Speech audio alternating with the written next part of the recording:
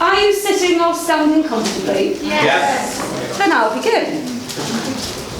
Once upon a time, in a kingdom called Bilog, there lived a prince and princess with 2 cats and a dog. The princess was called Karen, and the prince was called Sean, and they were destined to meet from the day they were born. But before that could happen, and they became man and wife, they both had to face some tough times in their life. And in true fairy tale fashion, the princess had to kiss a succession of frogs before she found her wedded bliss. And those frogs came to woo her from lands far and wide, all of them hoping to snare the princess as their bride. And on plenty of fish they fought to declare their undying love to our maiden so fair. But the dates were disastrous from beginning to end, and I feared there'd be no happy ending for my beautiful friend. Don't freak out. And she'd regale us with tales of dating disasters galore, like when she tripped on a date and fell flat on the floor. And I'm sure you'll agree it wasn't very princessy. In fact, it was really just a little bit messy. Then one time she visited this poor frog at his pad, and she described there the worst date that she'd ever had. As she spotted some polygrip there on the side. His false gnashers the reason that his grin was so wide. And we both made a deal that we'd set out our stall, and if the date turned out crap, we'd make an emergency phone call. So one night the princess went on a date to the marina, and when she clocked the frog, she hoped that he hadn't seen her, as he wasn't her prince, and he looked such a bore. So she texted me 10 minutes in to say she couldn't take any more. So I rang the princess with a tale full of woe that I'd run out of petrol, and I just didn't know how I'd get home from the place unless the princess could ride in her shiny black carriage to be there by my side. I turned on the dramatics and cried on the phone till at the end when she said she was sitting alone. She said her date had just popped off to the loo, but she said I was enjoying listening to you. One day after another, and the years passed us by. I'll never meet anybody, the princess exclaimed with a sigh. I've exhausted all the frogs on plenty of fish, and I've not met my prince no matter how hard I wish. But the princess didn't know that behind all the scenes, her fairy godmother was helping her realise all her dreams. As one Sunday night, the kingdom pouring with rain, the princess decided to try dating again. She rang me to say she was going out on a date, and that she was hopeful that this time it might prove to be fate. But as the weather was foul, I tried to be a good mate, and I suggested to her that she cancel her date.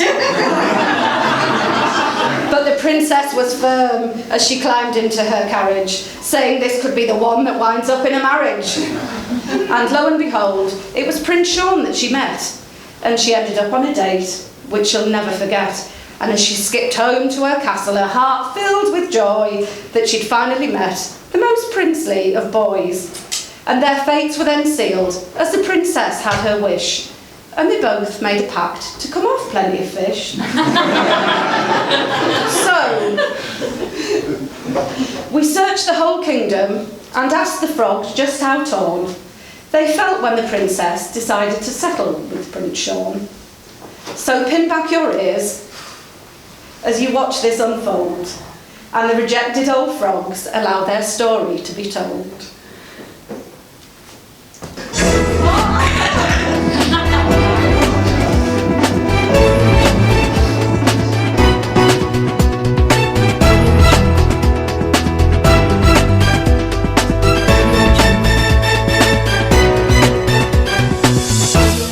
Good afternoon, I'm Paula and I'm here on location in the Kingdom of Bilog. I've been from lily pad to lily pad, interviewing dozens of frogs to find out how they've all reacted to the news that Princess Karen is betrothed to Prince Sean. Let's hear what they've got to say.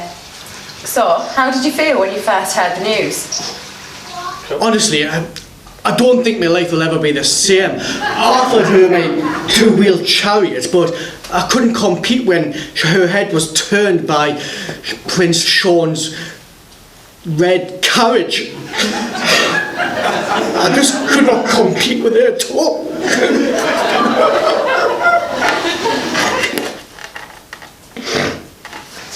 But you're such a handsome knight yourself. Surely you could have been the princess's knight in shining armour. Where did it all go wrong? I always looked up to Prince Sean. So tall as he. I just couldn't compete with him. I'm just everything. I am well handsome. I understand that you were one of the most recent knights in the kingdom to try and capture the princess's heart. You must be devastated. I am. Look what I could have offered her. She could have had everything. You know what the prince had to offer her that I didn't? Well, I hear them say his luxury hot tub is the best in the kingdom. Oh. What a fine specimen of knights and knaves you are. Surely one of you could have whisked the fair young maiden away.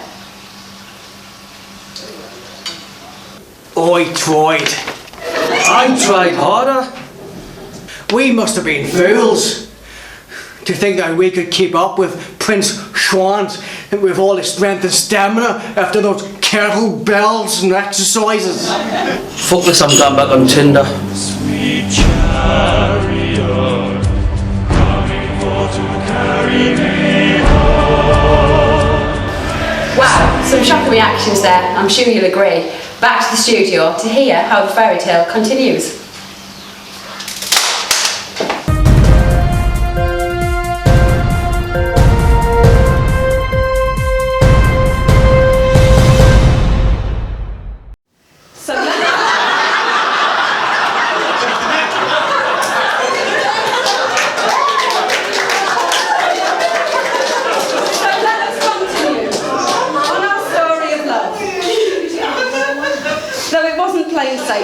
Sometimes the prince needed a shove to guide him in the right direction and to help him to see that together they'd both be the best they could be. And it's no real small wonder that the princess dreamed of marriage when the prince had a hot tub and a Ferrari as a carriage. The princess was quite savvy, and determined was she to make the prince fall in love and to get down on one knee. So she stalked him on Facebook, analysed all his texts, the brevity of his responses making her really quite vexed. He's just not a texter, the princess would say, but I'm not giving up. I'll convince him one day. Now that girl's got stamina to ensure she got her man. Either that or she'd resort to boiling bunnies in a pan. The thing is, you see, what the prince didn't know is that the princess's charm would cause his love to grow. Her lovely sweet nature and the brightest of smiles, and she was winning him over with her feminine wiles. And quite early on, the prince came to understand that his princess was the most sensitive in the whole of the land. Like when you hand her the PS I Love You DVD. She's the saddest of maidens that you ever did see, as she cried before it started in front of her friends, as she sobbed as she said, "But I know how it ends." She's so funny and quirky, all her friends love her bones. And she's so ditzy that we christened her Bridget Jones. And she has talents galore, yet we've never known how. She's still got the moves, so I think we're alone now. With all these wonderful talents, it's really no wonder how the prince and princess fell in love, and just look at them now.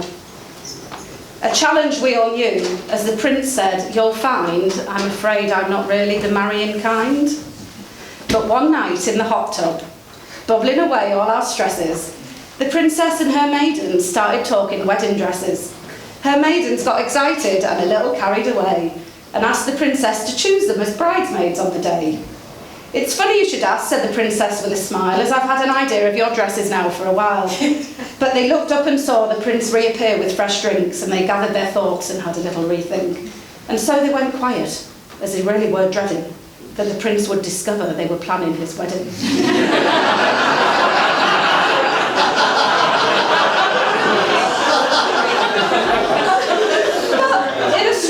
Twist of fate, the prince had plans of his own, as by this time a huge love for our princess had grown, and to old London town he took the princess one day for a weekend of fun in his own unique way. Off to the first date's restaurant, though no sign of Fred.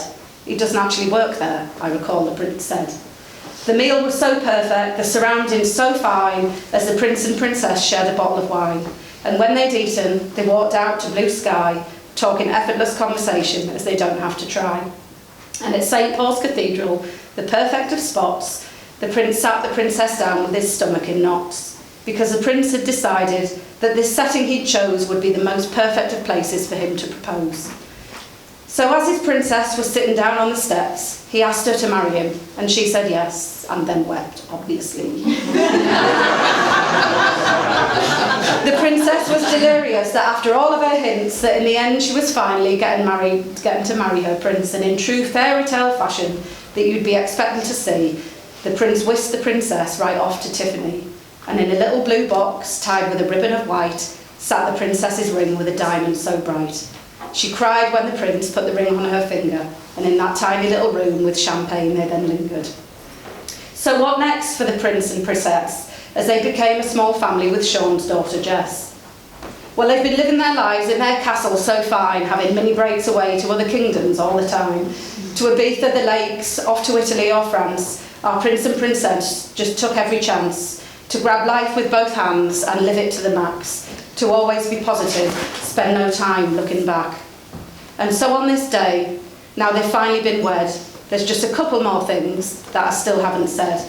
In the main it is this: though you may shed a tear, as there are two special people that sadly can't be here. Sean, that's your brother Mark, who so tragically passed, though your brotherly love is one that always will last. And though we never did meet, I so wish that we had, as I know the loss of him has always made you so sad. And Karen, if your mum could be here at your side, I know that her heart would be so filled with pride and she'd fuss over you in her usual style, with an opinion on everything, though expressed with a smile. But do you know something? I'm convinced that it's true, that they'd be both looking down and they'd be so happy for you, that you found in each other a love that won't end, with a closeness you share that makes you just like best friends. The sweetest of couples, though you're not very tall. Like the borrowers behind the skirting boards, if you're really so small. So prince and princess, what's next for your life as you enter this chapter now as husband and wife? Well, I think we all wish for you now your dreams turn out as you'd planned, and that you have the happiest marriage in the whole of the land, of love and of merriment, of joy and of pleasure, of happiness and hope, built on memories to treasure. And we wish for you both a lifetime filled with laughter, and we're so happy that you found your happily ever after. The end.